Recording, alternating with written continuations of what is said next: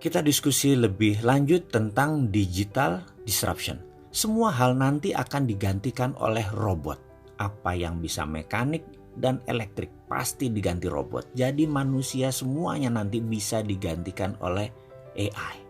Artificial Intelligence. Disrupsi digital ini akan banyak menelan bisnis bergaya tradisional. Bayangkan gerakan digital disrupsi ini seperti gerakan vortex, yaitu gerakan baling-baling pesawat. Baling-baling itu kalau muter makin kencang dan makin banyak dayanya, makin melumat putarannya ke dalam. Ini gambaran industri. Mana yang makin ke tengah, mana yang makin mendekat dengan titik lumatan, makin hancur-hancuran bisnis itu. Pertama yaitu Google dan Facebook. Mereka adalah industri yang paling cepat mendisrupsi sekaligus paling cepat terdisrupsi.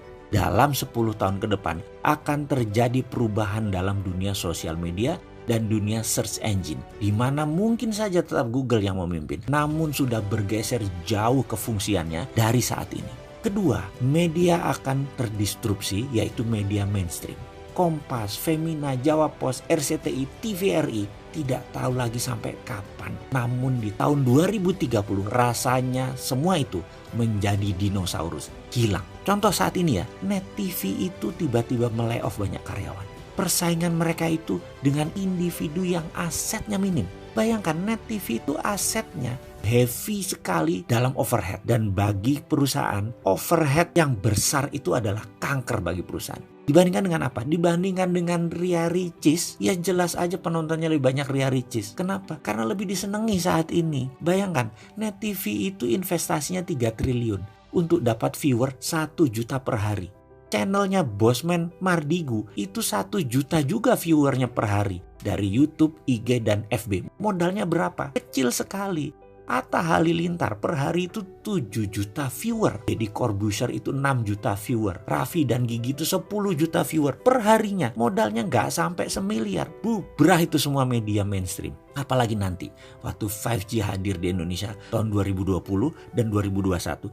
Generasi milenial dan generasi Z tidak nonton TV. Nontonnya semua berbasis internet. Ketiga, apa yang terdisrupsi? Retail shop. Ramayana, Matahari, departemen store serba ada akan musnah menjadi marketplace digital jualannya. Menjadi personal bisnis itu dan menjadi direct bisnis itu. Produsen langsung ke konsumen dan konsumen langsung request ke produsen. Nggak ada lagi orang tengah, nggak ada lagi pajangan, nggak ada lagi retail shop. Keempat adalah hadirnya fintech, financial technology. Barusan kita cerita kalau banyak bank akan atau sudah mengurangi kantor cabangnya. Ini akan merubah dunia perbankan, baik dari jumlah cabang, jumlah karyawan, hingga jumlah ATM. Di tahun 2030 bahkan, dibandingkan dengan saat ini, akan tinggal 20% jumlah karyawan bank, cabang bank, dan mesin ATM. Karena semua sudah menjadi mobile. Kelima, selanjutnya, apa yang terdisrupsi? Telekomunikasi. WA itu akan melibas semuanya. Telkom akan berubah landscape-nya. Kenapa? Karena mendadak komunikasi menjadi semuanya gratis. 5G nanti bisa gratis. Dan kalau Telkom mengadopsinya telat, baru 2045, Singapura sudah mengadopsinya sekarang, maka di tahun 2021 telepon kita bisa 3. Salah satu teleponnya adalah Singtel. Karena kita nggak bisa tahan lagi, udah pakai satelit. Semua wilayah Indonesia di cover dan gratis. Mampus itu Telkom. Tapi itu adalah bisnis yang terjadi bahwa telekomunikasi akan terdisrupt kalau tidak cepat-cepat melakukan perubahan game changing.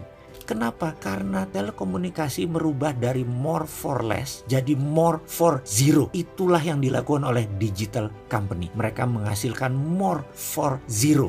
Itulah ciri digital disruption. Keenam, apa yang terdisrupsi kemudian?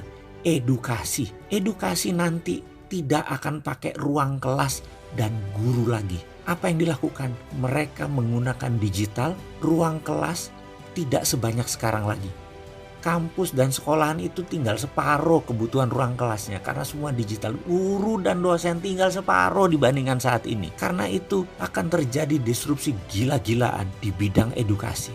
Dan ini akan membuat shock. Kuncinya sekali lagi, dalam digital disruption, cirinya adalah kita menghasilkan layanan yang more for less. Jadi produknya 10 kali lebih bagus dari yang existing. Tapi 10 kali lebih murah dari produk yang existing juga. Kalau itu sampai terjadi, maka industri akan digoncang oleh layanan more for less dan more for zero.